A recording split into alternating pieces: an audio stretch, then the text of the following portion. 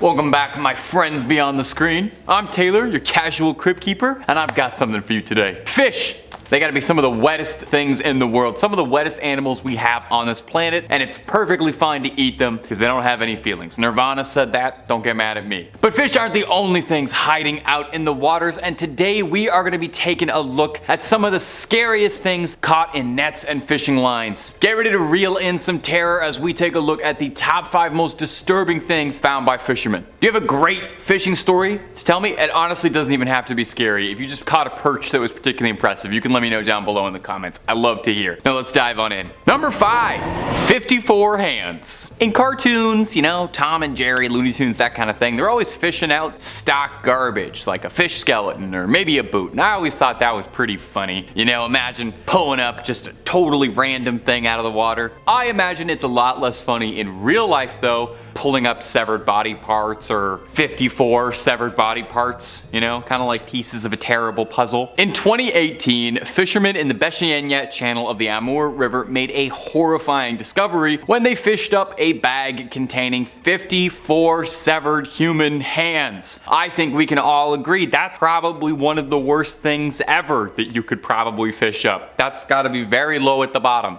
At first they pulled up a single hand, and that would have been enough to make this list, and then the fishermen shortly pulled up 53 other severed hands in a little sack. Someone out there is missing a collection, clearly. Now, I don't know a ton about Siberia's wildlife, but severed hands aren't indigenous to Siberia's rivers and lakes, meaning someone put them here. Investigators gave no clues as to who the hands might have belonged to at one point or why they were all discarded in this manner. The hands were wrapped in plastic shoe covers and bandages, and police took fingerprints from the hands to see if maybe they could be traced, maybe they could get some back to their owners. Now, theories about why 54 severed hands in a bag washed up have unsurprisingly prompted a lot of wild speculation.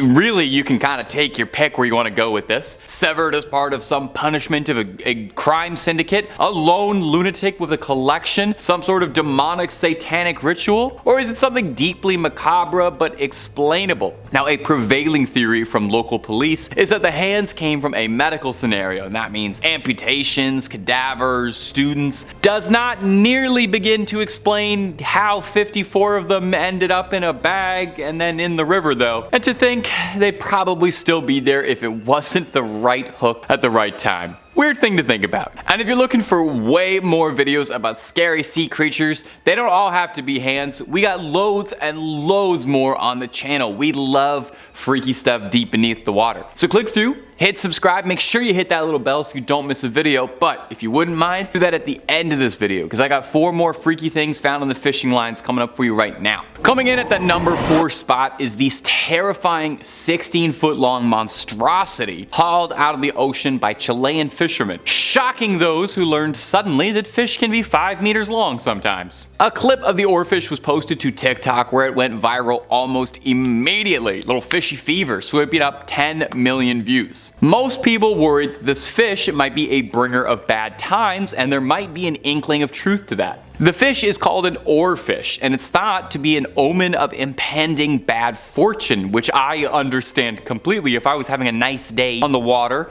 and I pulled this thing out, I would not think that I had been blessed. I would not think that good things were about to happen to me. In Japanese folklore, this fish is sometimes referred to as Ryogo no Tsukai, translating the messenger from the sea god's palace. Linked to the legend of Namazu, a giant sea snake which caused earthquakes whenever it would rise. Now, oarfish live deep in the depths of the sea, really way down there. And there's a theory that they only rise nearer to the surface level whenever there's a disturbance of the tectonic plates. That's the big crust that makes all the earthquakes happen, which would definitely make this fish a bad omen and a bringer of earthquakes, and you understand where the folklore behind it would come from. But here's something for you. The actual oarfish, terrifying as it looks, is a gentle giant. It's the largest bony fish in the whole world, and it isn't much of a predator, so don't worry about it. It looks like it could swoop you up whole. It's not going to. It prefers to swim around hoovering up plankton. They barely even have teeth, actually. And they don't pose a threat to humans at all, unless you consider scaring the heck out of you a threat. And I hope not, otherwise I'd be threatening you guys every single day day, twice a day. Number 3, basket star. Now, whenever I do these videos about the ocean and all manner of strange monstrosities that live beneath the trenches, I feel like I discover all these new species, and more often than not, the species I discover are ones that I probably would have been fine not knowing existed on this earth with me. When I find out for even 50 seconds that these things live on Earth, puts the fear of God into me. Makes me understand that I could die. Look, I like ocean creatures fine enough, but whenever we do these videos, I just think about how they feel, and I can't imagine our next creature would feel pleasant. This horrible little bundle of spaghetti is called a basket star. It's a very ugly looking fish. I'm sorry, basket star. I mean not to pass judgment, it's just that you're ugly. Maybe a basket star came up on your TikTok timeline recently when an angler from Singapore caught the strange creature and posted a video of it, gaining viral traction as we all came to gawk at the weird tentacled creature. The angler, one Ramlin Same, caught the basket star on one of his usual fishing spots off Pulau Ubin. The creature was writhing and wriggling with what looked like more than 100 wiggly little appendages. Ugh. It looks like all the stuff that collects at the bottom of the sink, you know? Looks like if you put your finger in that, you'd never get it back. I just don't like looking at it. At the time, he thought at first that it was just a bit of seaweed being pushed around by the waves, and when he pulled it up, he thought that possibly the creature was an alien, which I totally get. If I pulled this thing out of the water, I would be calling the FBI. Now, while that would have been pretty cool, it's just this freaky little critter. Now, because they're deep sea creatures, it's rare that humans get to see basket stars up close or study them, which is what made Ramlin's catch all that much more interesting. We actually don't know a ton about these bizarre little creatures. But the other thing that made it so interesting is just because, come on, look at how weird this little pile of noodles is. That exists. That exists on the same planet as you.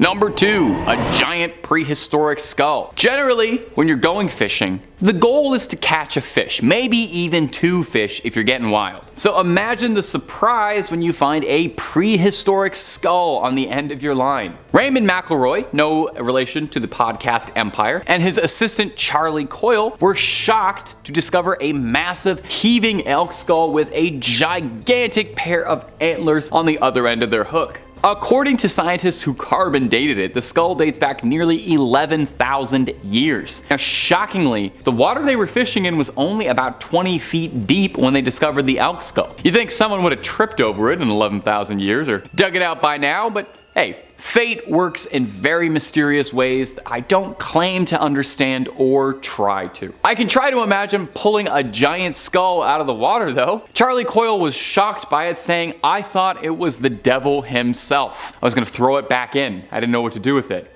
At the very least, hanging it up as living room decor, man, above the fireplace, above the mantle, it would go great. Now, the skulls and the antlers of the giant elk once belonged to an extinct ancient species known as the Megaloceros giganteus, and I know I'm gonna end up making a bunch of videos about the Megaloceros the way I did the Megalodon and the Titanoboa. It's entirely possible. This species has been extinct for nearly 11,000 years and was one of the largest species of deer to ever trot around the world. How it ended up in a lake in Ireland to get caught by a pair of fishermen, kind of above my pay grade. But hey, I don't solve the mysteries here. I just ask them and speculate blindly. And number 1, a ghost shark. Oh. Roman Fedortsov routinely entertains his 600,000 Instagram followers with pictures of all the bizarre monstrosities he pulls out of the sea while sailing around Murmansk. That's a port city in Russia. His Instagram is a treasure trove of scary undersea finds. It's one of my favorite things on my feed, and I absolutely recommend you give him a follow on any of his social media platforms if you're into this sort of thing, as he is the head honcho for it. This video could easily have just been 5 things he posted on his account. Like I said, this guy is the king of weird stuff in the water. Right here is a fish of many names, sometimes called Frankenstein's fish, due to the stitches all over its body looking like it's like sewn together from all these different fish. It's also been referred to as a ratfish, a ghost shark, a spookfish, but officially they're known as ghost chimeras. These things are bad news from teeth to tail. They got a spicy They do not have a spicy dorsal fin. They might taste amazing, but I doubt it. I mean, look at lucky thing. They have a spiny dorsal fin that's poisonous to the touch. It's got a mouth of rat-like teeth that helps it grind down anything it catches, crushing its prey in its jaws. Now, it usually goes after delicious things like crabs and prawn, so the rat teeth help pulverize tough shells. You're not really supposed to eat the shells, but it's a fish. Nobody told it that. It also makes for a very handy nutcracker. Now, these little predators also have an inherent ability to detect the electric fields produced by other creatures. I'm just reading fun facts off a Wikipedia page. I wish I even knew the littlest bit about biology, because that makes this fish sound magic. I didn't know fish had like electricity. I should have paid attention in school. Too late. Now I'm here. Now I'm reading YouTube. I could have had a different career. Now, I think as a little treat while I reassess my life and my career path, we ought to have a slideshow of just a bunch of Fedortsov's weirdest catches. We'll do a little lightning round of some freaky sea critters and I'll react to them. We'll have fun. It's gonna be a great way to end the video. We're all gonna laugh. All right, here we go. Ready? Ready? Baby, that's a face not even Mother Nature could love. I don't mind this one. I wouldn't touch it, but I like it. I like it, the cut of its jib. I'd play cards with this one. Buddy, toss that one back in the water. I don't ever want to see that again. Don't ever put that up on my screen again. I don't ever want to see that. That's about all she wrote for this one, my ghouls and my goblins. Thanks so much for watching. Creep on, creeping on. I think I'll see you in the next one. What was that? Who would make this? Why would you do this? Why would a creature evolve like this? What purpose? I guarantee you this thing looks cuter as sashimi.